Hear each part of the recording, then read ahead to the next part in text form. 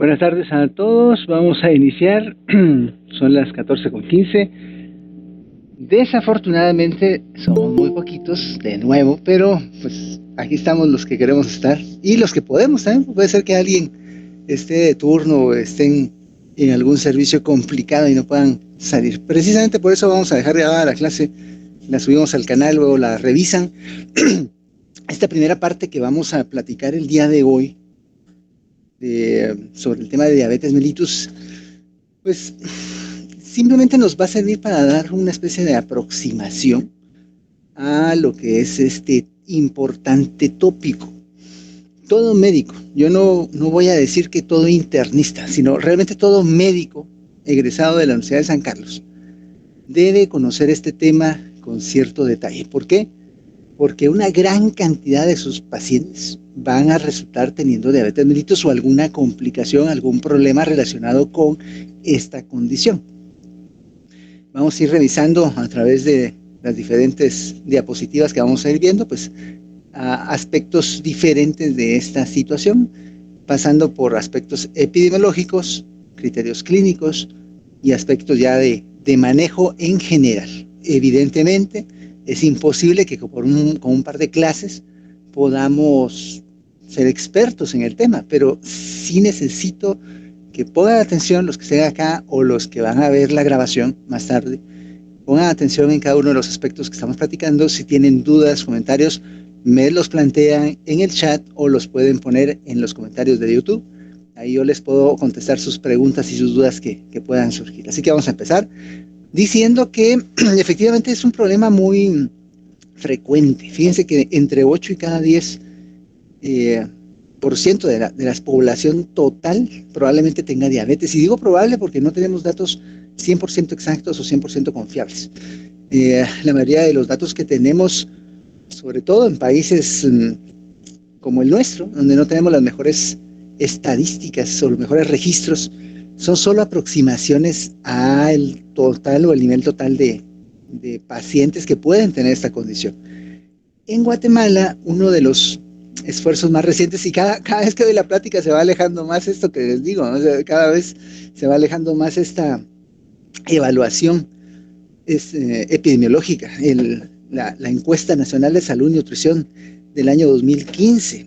Esa encuesta nacional, pues bien intencionada en un principio, su objetivo principal era precisamente tener una muestra representativa de cómo estaba nuestra condición de salud y enfermedad a nivel poblacional. El esfuerzo era pues encomiable. Se desfinanció, algunos sectores o algunos actores, mejor dicho, que habían pues confirmado su participación se fueron retirando. Al final se quedó solo un pequeño segmento del grupo investigador, basado principalmente en estudiantes de último año de medicina de la San Carlos, como personas recolectoras de datos. Entonces lo que en principio iba a ser nacional se volvió algo muy local, pasando desde pues lo urbano hasta quedarse solo en lo citadino. Es decir, aquí los datos que nos presentó esa encuesta solo tiene pacientes de la ciudad capital de Guatemala. Aún así, pues son los datos que tenemos pues a nivel más general. En esa encuesta de 2015, el 33% de la población que se encuestó reportó tener diabetes mellitus. Fíjense, el 33%. Cuando estos datos los presentaron en el Congreso Nacional de Medicina Interna, fue en el Congreso Nacional de Medicina, en la Medicina General del Colegio de Médicos, a final de año del año 2018, si no recuerdo mal, o 2019. Fíjense, ¿cuándo fue la encuesta y hasta cuándo las presentaron los datos finales? La cuestión es que cuando presentaron esto, todo el mundo dijo, no, puede ser, es imposible que tengamos tanta diabetes. Miren, en todo el mundo, lo más que se tiene es el 8%, pero aquí, en la capital, en la ciudad capital de Guatemala, 3 de cada 10 pacientes tiene diabetes mellitus diagnosticada. Y hay un gran problema, porque lo que tenemos es un gran subregistro. De este 33%, muy probablemente por lo menos entre el 55 y 60% tengan diabetes mellitus y no lo conozcan o no hayan enterado o no acepten el diagnóstico. O sea, ese es otro problema también, que la gente no quiere aceptar que es diabética. La situación es un problema muy frecuente en Guatemala, muy frecuente. Cuando analizamos los pocos datos que tenemos poblacionales, alrededor del 8 al 10% de la población, dependiendo de qué área geográfica del país se esté analizando, entre el 8 y 10% tiene diabetes mellitus. Aún así es un porcentaje elevado. Una condición que ha favorecido esta situación es el incremento de la problemática relacionada con obesidad y sobrepeso en nuestro país. Entre un 60 y 80% de la población encuestada en esa ocasión tenía obesidad o sobrepeso. Si analizamos los pocos datos, de nuevo, los pocos datos que tenemos poblacionales, alrededor del 60% de la población guatemalteca tiene obesidad o sobrepeso. O sea, nos estamos tratando de pelear el primer lugar ahí con los mexicanos, ¿no? México es el país del mundo que más porcentaje de obesidad y sobrepeso tiene pues en su población general. Cuando nos planteamos el reto o un paciente nos busca pues porque tiene diabetes o sospecha de tenerla, nuestros objetivos principales tienen que estar dirigidos a tres aspectos en general. Primero, eliminar la sintomatología. La mayor parte de los pacientes que buscan atención activamente, buscan atención porque en un cumpleaños alguien les midió el glucómetro, como que fuera parte ahí del entretenimiento, de la actividad, digamos, y mira, vení, te vas a hacer un glucómetro, y cuando miran tienen 300, y el otro comiendo pastel ahí.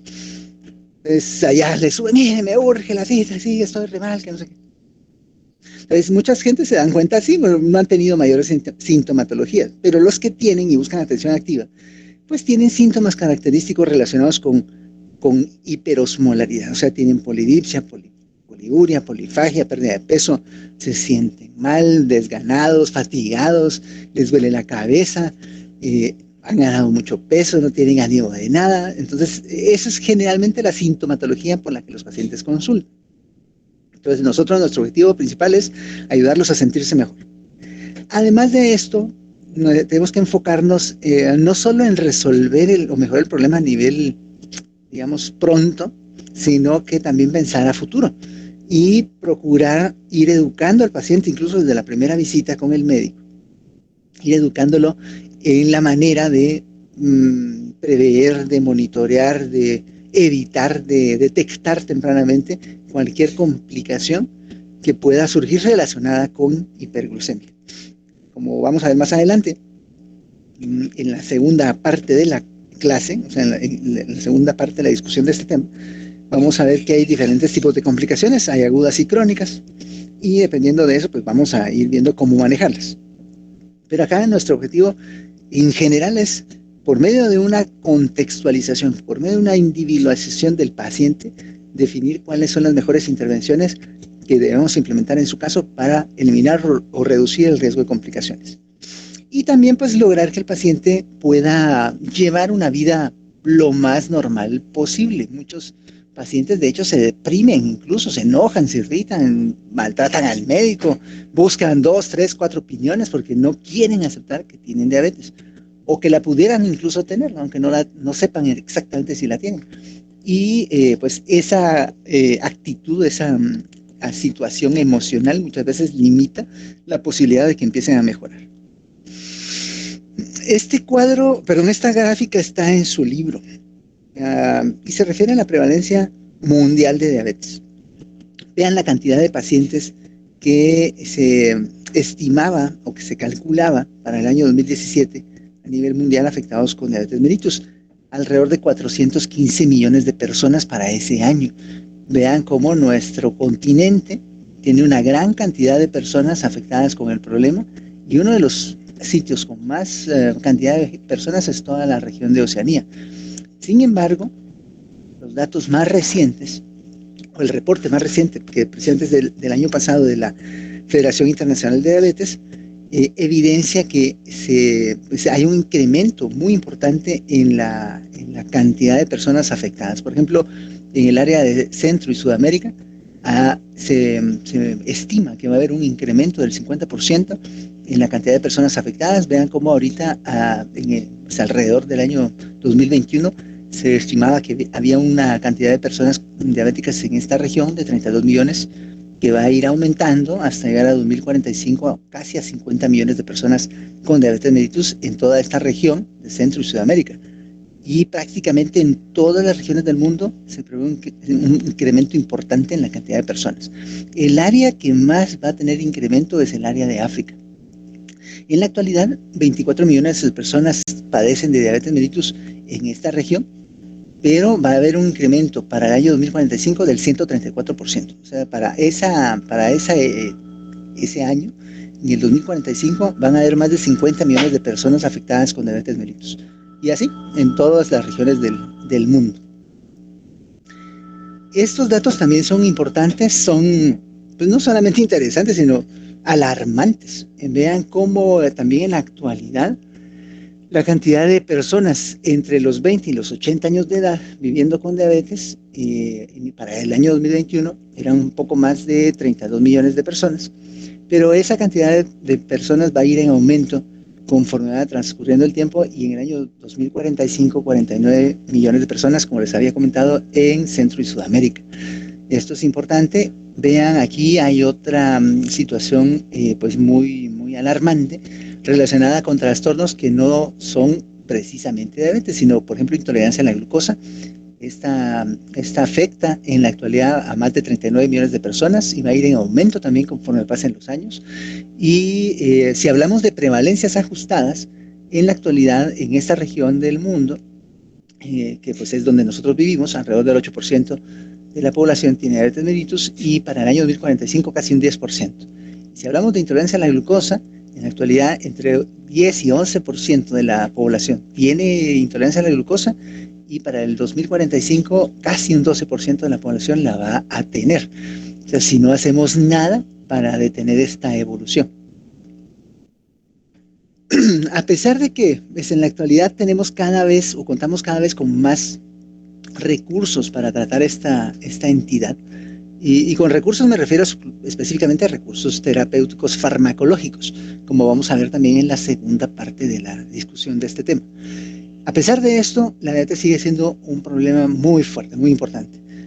Constituye en la actualidad la 9ª causa de muerte a nivel mundial. Más o menos la mitad de los pacientes llegan en algún momento a presentar complicaciones macrovasculares que particularmente afectan al corazón y al cerebro.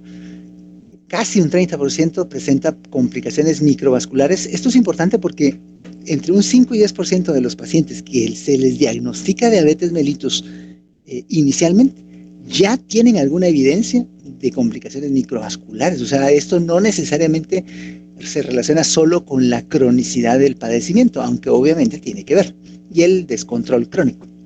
Hay pacientes que se están recién diagnosticando y ya están teniendo complicaciones. Les pasa mucho a los oftalmólogos, es lo que he visto aquí en Guatemala.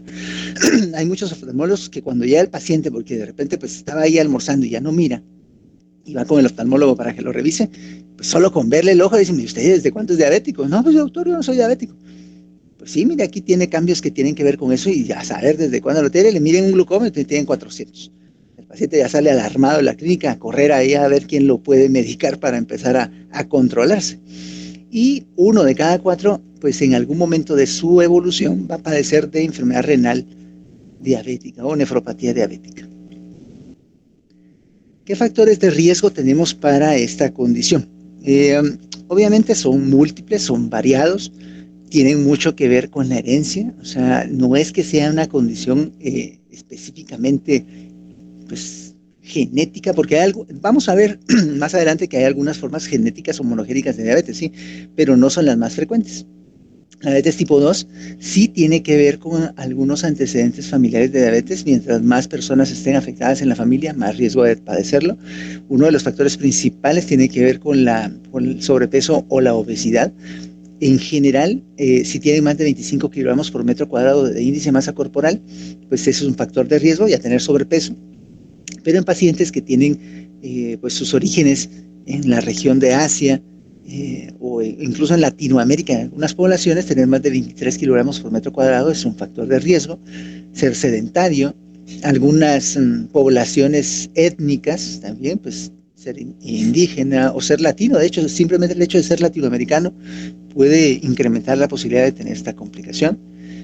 Cuando a una paciente o a un paciente se le ha detectado previamente intolerancia a la glucosa o glucosa alterada en ayunas, o una hemoglobina glucosilada alterada, que se define como una hemoglobina que esté entre 5.7 y 6.4, en esos casos esto también es un factor de riesgo para llevar al paciente a diabetes mellitus tipo 2.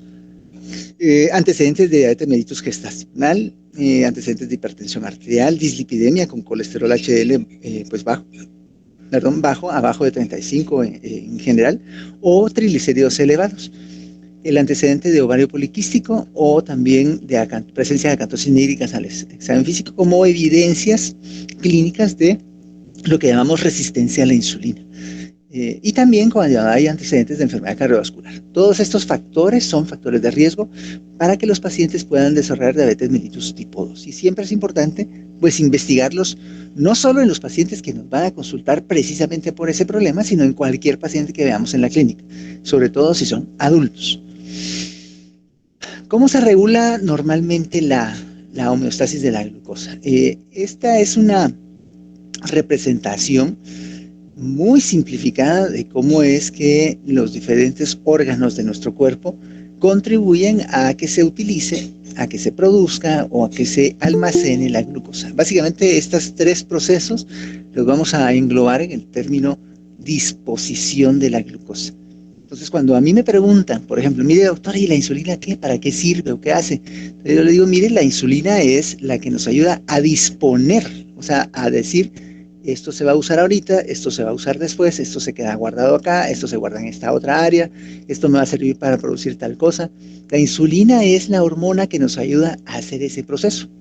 Ustedes saben, se produce en el islote pancreático, pero hay una hormona muy importante también a nivel del islote pancreático, que es el glucagón, que tiene que ver con la contrarregulación de las acciones de la insulina. Al final de cuentas, la homeostasis de la glucosa no solo depende de que el paciente tenga una buena producción de insulina, sino de que también tenga una buena capacidad de que el glucagón contrarregule de forma adecuada la acción de la misma. Estas hormonas tienen efectos sobre otras áreas del cuerpo. Pueden actuar directamente sobre el centro de la saciedad a nivel cerebral, pueden actuar sobre el hígado, su acción principal, provocando un almacenamiento de la glucosa en forma de glucógeno.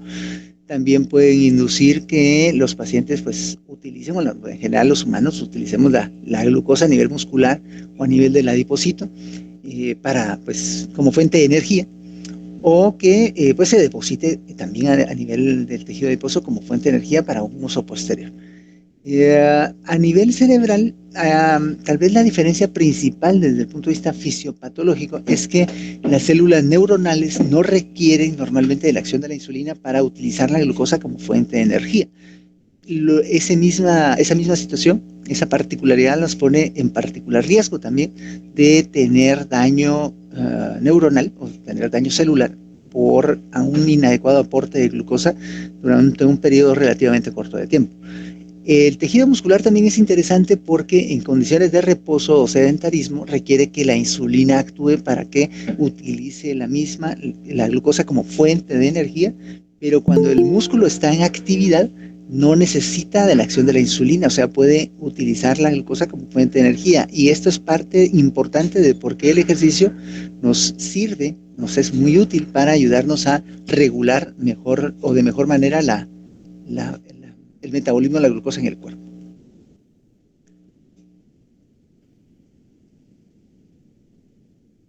Esto también está en el libro.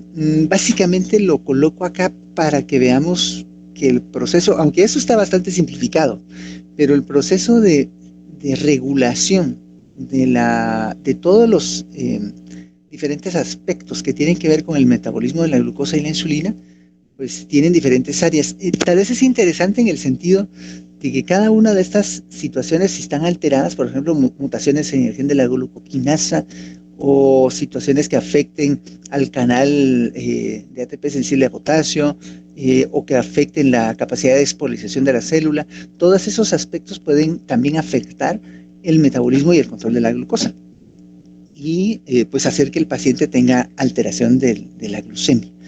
En general lo que pasa con la glucosa es que cuando llega a la célula, pues transportador de la glucosa, que es el GLUT, le ayuda a introducirse y ya la glucosa dentro de la célula pues va a tener una serie de efectos que van dirigidos principalmente a la producción de energía, como pues en la mitocondria con forma de adenosintrifosfato, y esa activación, esa producción de energía nos va a servir o va a ser útil pues para generar ciertos o activar ciertos procesos. La introducción de la glucosa a su vez, sobre todo en las células beta, va a estimular pues que haya una liberación de la insulina preformada en los gránulos secretores de la célula beta pancreática, y esta insulina cuando se libera pues va a ir a las diferentes áreas del cuerpo, a los diferentes tejidos que cuenten con receptores de insulina para ejercer su efecto. Básicamente la utilización o la disposición de la glucosa que el paciente está consumiendo.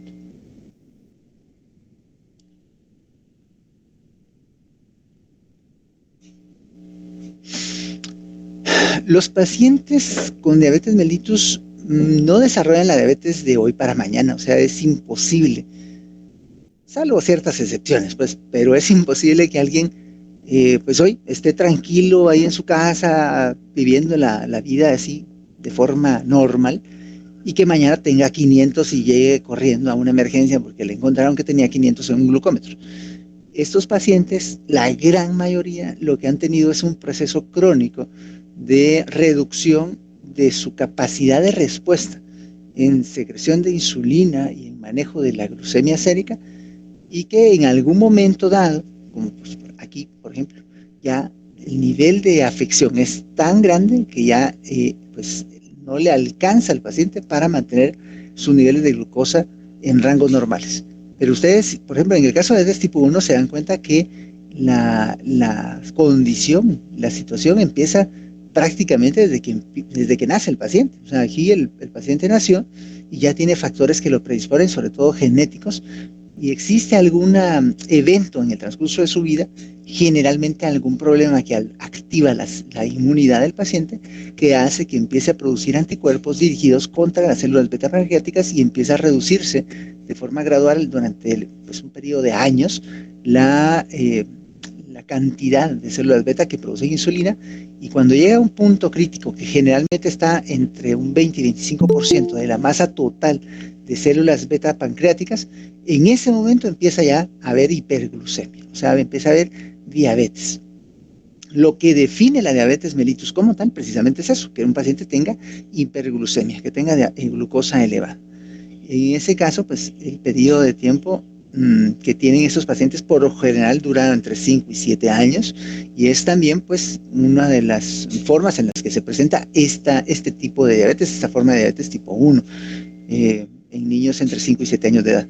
Un niño recién nacido, un niño menor de 1 año de edad, que tenga diabetes mellitus, lo más probable es que no tenga diabetes tipo 1, sino que tenga, y sobre todo si tiene todavía, está muy pequeño, tiene menos de 3 meses de edad, que tenga una forma hasta cierto punto rara de diabetes que se llama diabetes mellitus neonatal, y que depende de la mutación de uno de los factores que les había comentado aquí. Estos pacientes tienen una mutación en el gen que regula una de las proteínas que hacen que reaccione este canal a la activación del receptor de sulfonilureas. Ese canal se activa cuando este receptor también se activa y permite la liberación de potasio y cambia la polarización de la membrana de la célula beta para favorecer la secreción de insulina. Pero en esos niños tan pequeñitos hay un defecto en esa proteína que les impide reaccionar de forma normal. Pero eso, pues aunque es una forma de diabetes mellitus, se llama diabetes mellitus neonatal. O sea, no todos los niños que tengan diabetes tienen diabetes tipo 1. Tampoco pues, vayan a creer que todo el mundo es igual. Hay algunas diferencias. Esto es una gráfica que pues representa cómo va evolucionando también la secreción de insulina en un paciente con diabetes tipo 2. Como ustedes pueden darse cuenta, los pacientes con diabetes tipo 2 pueden tener incluso una secreción incrementada de insulina durante algún momento de su vida. O sea, aquí empieza el paciente a tener algún factor de riesgo. Vean cómo la secreción de insulina, digamos, se mantiene más o menos normal. Pero cuando empiezan a tener sedentarismo, incremento del peso, una mala dieta, cuando fuman, incluso conforme uno va aumentando en la edad, resulta que la secreción de insulina va aumentando para mantener la normoglucemia. llega un punto en el que, a pesar de que produce uno mucha insulina, esa insulina ya no es suficiente para mantener la glucosa normal y empieza a incrementarse en la glucosa del paciente. No ha desarrollado diabetes, pero empieza a tener glucosa alterada en ayunas, empieza a tener intolerancia a la glucosa, empieza a tener hemoglobina glucosilada alterada. Y pasado cierto tiempo, incluso aún con secreciones de insulina más potentes, ya es tan insuficiente la secreción de insulina que ya no alcanza para mantener la glucosa normal y empieza a elevarse la glucemia, pues ya manifestando diabetes mellitus tipo 2. Justo este cuadro, que también está en el libro, nos resume cuáles son los criterios para diagnosticar diabetes mellitus en nuestros pacientes. Uno de ellos es que un paciente tenga síntomas de diabetes, como los que ya comentamos: fatiga, cansancio, debilidad, pérdida de peso, polifagia, poliuria, polidipsia, alteraciones de la visión, y que además de esto tenga 200 miligramos por decilitro en un control de glucemia al azar. O sea, esto es importante, este término, glucemia, porque lo que más los pacientes tienen disponibles son los glucómetros, ¿verdad? Pero un glucómetro no mira la glucemia, lo que hace es ver la glucosa capilar de los pacientes. Entonces, este criterio se cumple si yo le tomo una muestra de sangre periférica. O sea, tengo que ir al laboratorio y sacarle una muestra, analizarla y ver cuánto tiene de glucosa. Si un paciente es un glucómetro, tiene más de 200, pues lo más probable es que tenga diabetes, pues también es cierto, pero hay que confirmarlo con una glucemia sérica. Y también el otro criterio es que en ayunas tenga 126 o más de glucosa plasmática, o que tenga una hemoglobina glucosilada que esté en 6.5 o mayor. Esto es un criterio que empezó a utilizarse hace como unos 10 años, ya 10, 11 años.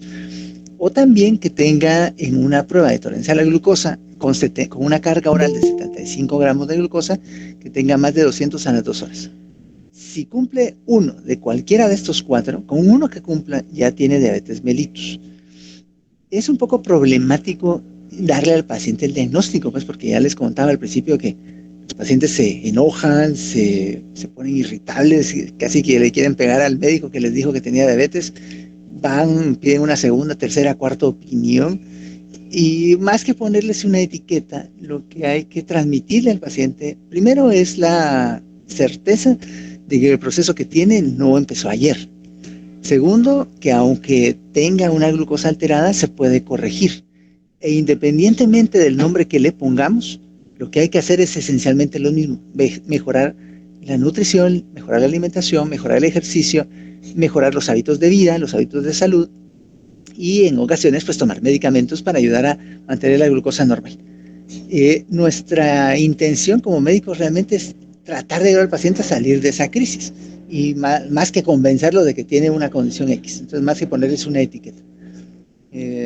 Ok. Esta clasificación es viejita, ¿no? Tiene ya mucho tiempo de estarse utilizando, pero sigue siendo válida, sigue siendo la que se utiliza. Hay algunos grupos de autores que están proponiendo ya cambiar esta clasificación, y se ha propuesto que se utilice una clasificación más fisiopatológica. Esto ha ido ganando, digamos, como adeptos en los últimos 2 años, y eventualmente puede ser que cambie esto que estamos estudiando hoy. Como todo en medicina, todo puede cambiar de un momento para otro. Pero en la actualidad se sigue considerando que los pacientes con diabetes mellitus tienen esencialmente 4 formas de presentación. Está la diabetes tipo 1 y la diabetes tipo 2. Estas son las 2 más frecuentes. La diabetes tipo 2 en el mundo abarca más o menos a un 90% de la población general.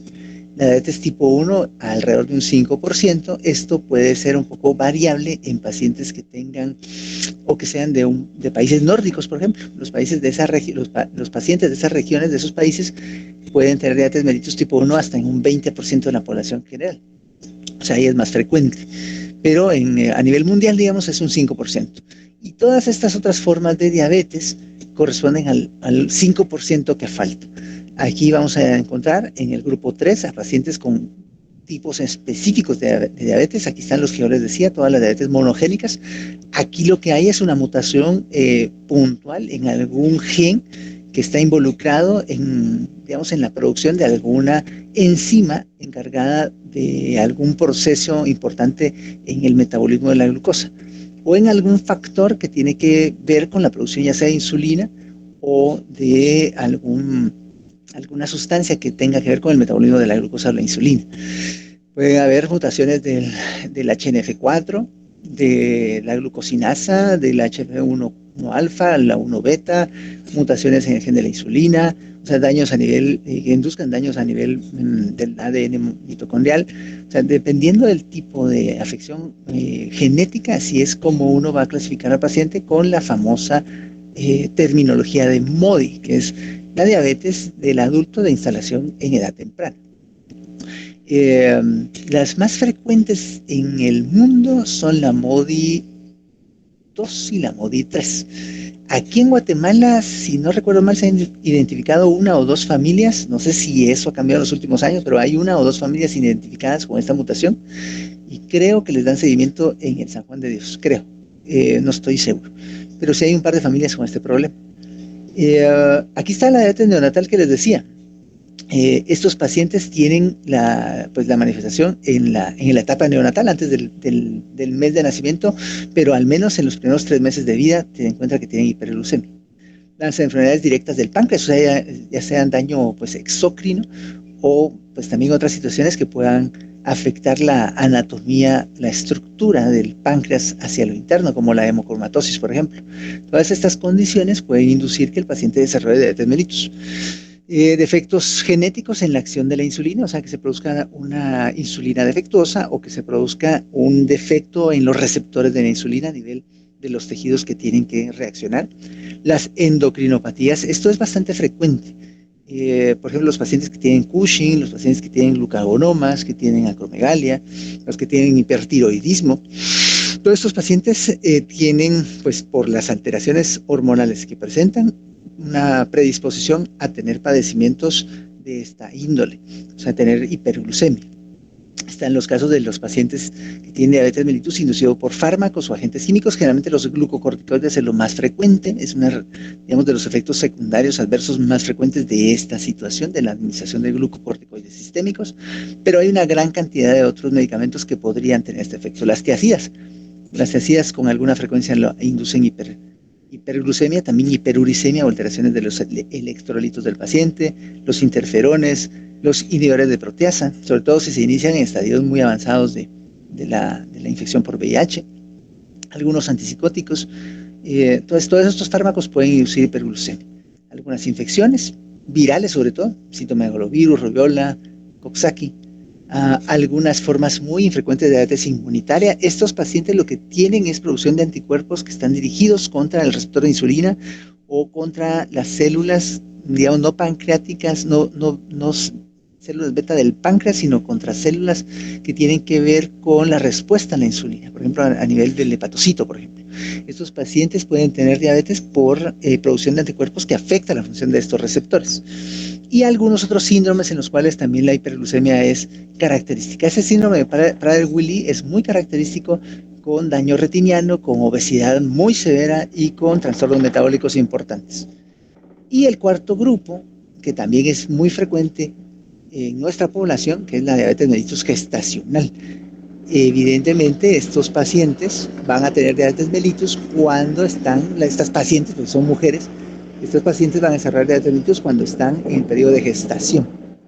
Y hay algunos criterios específicos para poder diagnosticarlo de forma correcta y, de acuerdo al diagnóstico, pues, establecer el manejo más adecuado. Este cuadro lo que hace es ejemplificar cuál puede ser la evolución de nuestros pacientes. Existe en todos, en cualquiera de los diferentes tipos de diabetes que podamos encontrar, tipo 1, 2, el grupo 3, diabetes gestacional, existe un periodo de normotolerancia. En estos casos, los pacientes lo único que tienen es los factores de riesgo, o sea, sean genéticos, sean ambientales, sean nutricionales, la edad. O sea, estos pacientes lo que tienen es la predisposición. Pero si estos factores no se corrigen, pues el camino es de ir avanzando hacia ya un trastorno más severo del control de la glucosa.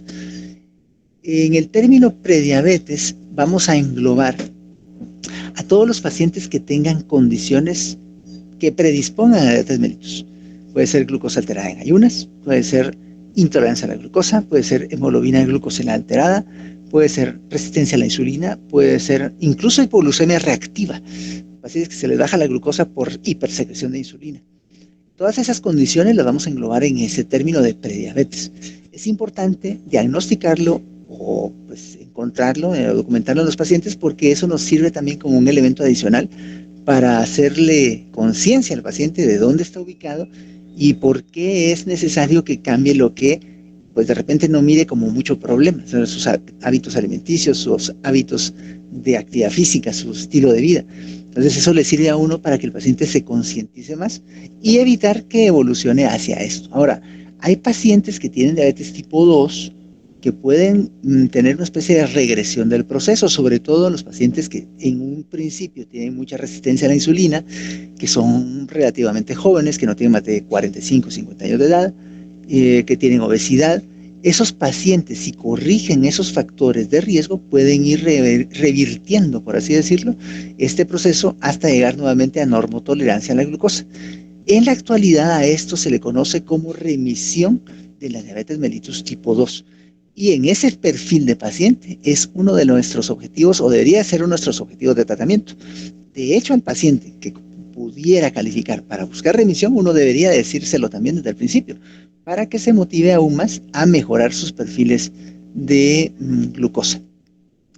Pero en otros casos, pues no siempre pasa esto. La mayor parte de los pacientes van evolucionando hacia esto, hacia diabetes mellitus tipo 2, en los cuales pues van requiriendo diferentes abordajes terapéuticos dependiendo de el nivel de respuesta y de descontrol que puedan tener.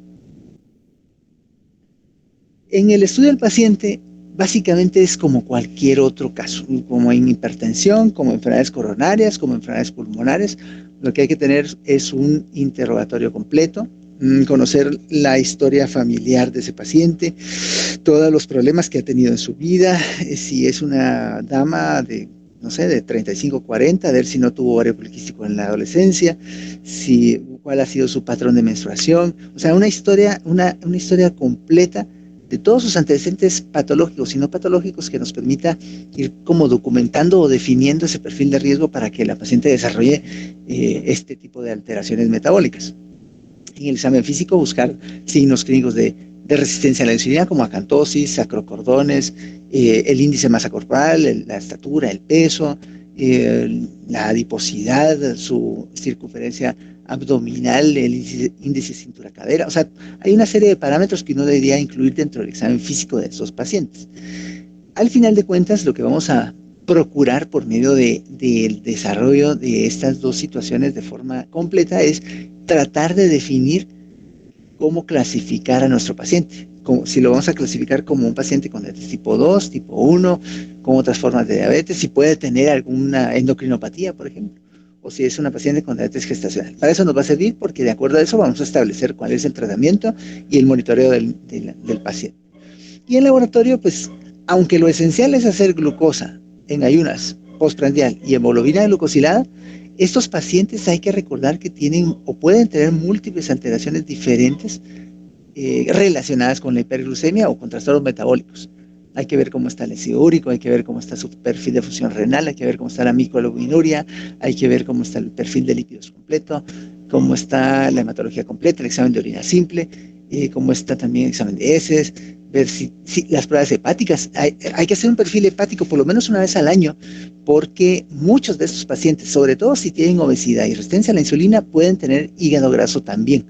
Y el hígado graso no alcohólico, crónico, que no se resuelve, puede evolucionar a esteatohepatitis y eventualmente a cirrosis hepática también, aunque el paciente no tenga otros factores de riesgo para cirrosis. Entonces es importante el perfil de pruebas de función hepática, hemoglobina glucosilada, y de acuerdo a eso, pues ya ir definiendo qué otras cosas pedir en el monitoreo crónico. Para nuestra orientación general, debemos recordar que al paciente hay que, digamos, ser muy integral. Hay que hablarle sobre la nutrición, sobre la actividad física. En estos dos aspectos uno debería de invertir. Por ejemplo, si uno tiene una hora para hablar con su paciente, uno debe invertir de esa hora al menos un 40% hablando de esto, o sea, de de actividad física y de nutrición adecuada y correcta. Esto obviamente sin pretender yo convertirme en nutricionista o quitar el trabajo a la nutricionista, pues ese no es el objetivo, sino que tratar de transmitirle al paciente cómo debe pensar, cómo debe procesar la información nutricional, cuál debe ser su actitud ante la alimentación, más que ser muy restrictivo, realmente buscar una alimentación completa y saludable, qué cosas evitar, qué cosas puedo comer aunque sea diabético. O sea, todas estas situaciones las debo comentar con mi paciente.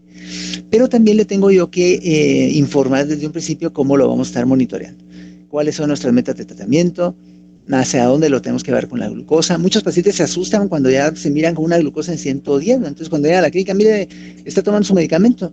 No, ¿y por qué lo dejó de tomar? Es que ya tenía el azúcar muy baja. ¿Y cuánto tenía? 120. Pues ahí está bien, o sea, ahí estaba, ya estábamos casi llegando a lo que tenía que tener. Ay, doctor, es que yo estaba acostumbrado a tener 300, ¿no? Entonces ya sentía como que 140 era muy bajo. No, usted sigue tomando sus medicamentos hasta que platiquemos nuevamente. Y uno les debe explicar realmente en qué consiste, no solo en las metas de tratamiento, sino, por ejemplo, en qué consiste una hipoglucemia. O sea, cuándo deben considerar realmente que tienen su glucosa baja. Esto de la autovigilancia es importante. Todo paciente diabético, independientemente del tipo de diabetes que tenga, debe contar con un glucómetro en casa para automonitorearse y poder reportarle al médico cómo ha estado su control. La hemoglobina glucosilada es parte de las pruebas de monitoreo. Depende de cómo está el paciente, se puede hacer entre 2 y hasta 4 veces al año. Ya hablábamos pues sobre la terapia nutricional y la actividad física. Este aspecto es importante sobre todo en pacientes adolescentes o niños y en adultos mayores, porque la frecuencia de ansiedad y depresión que tienen estos pacientes es mucho mayor que la población general, pero si no se trata adecuadamente nos va a dificultar el control metabólico de estos pacientes. O sea, hay que estar atentos ante signos o síntomas de depresión o ansiedad que deban también tener un tratamiento específico. También debemos dedicar parte al plan ocasional sobre la prevención y tratamiento de las complicaciones que queremos evitar.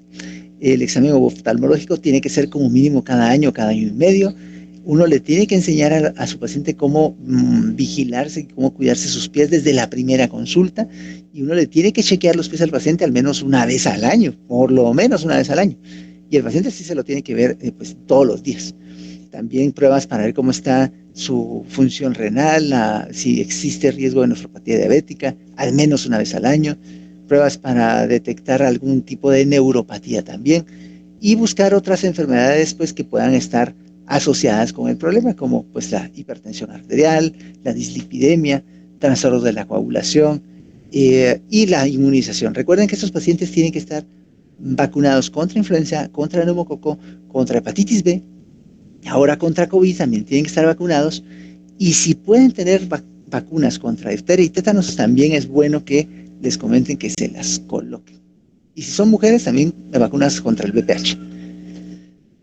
Nuestros objetivos. El objetivo en general aceptado, es que la hemoglobina glucosilada esté abajo de 7%.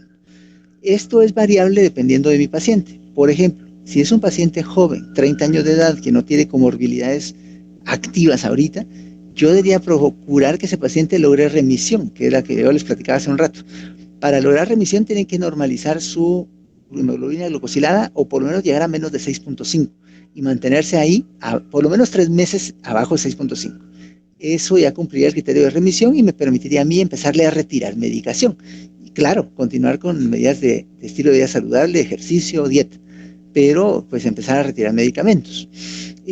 Cuando hablamos de glucosa capilar, que es el glucómetro, ahí entre 80 y 130 es como nuestro rango de seguridad de que está bien nuestro paciente, y si es postprandial hasta 180 dice el libro, pero en algunos casos puede ser hasta 200, por ejemplo, pacientes ancianitos.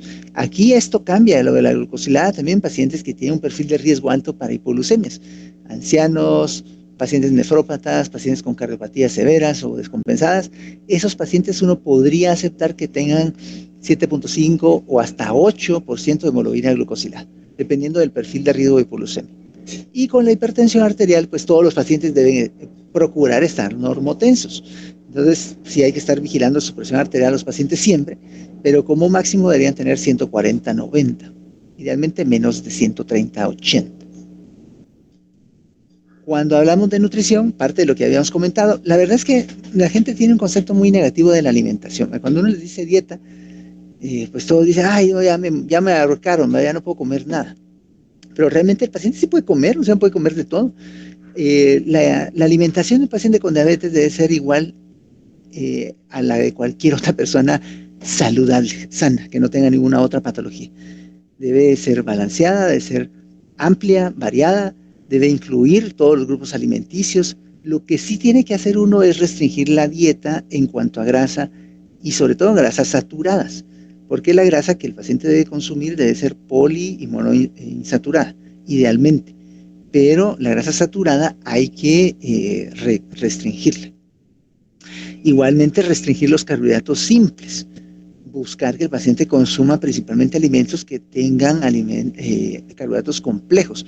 ¿Por qué? Pues porque llevan más tiempo para procesarse y le permite al paciente manejarlos mejor.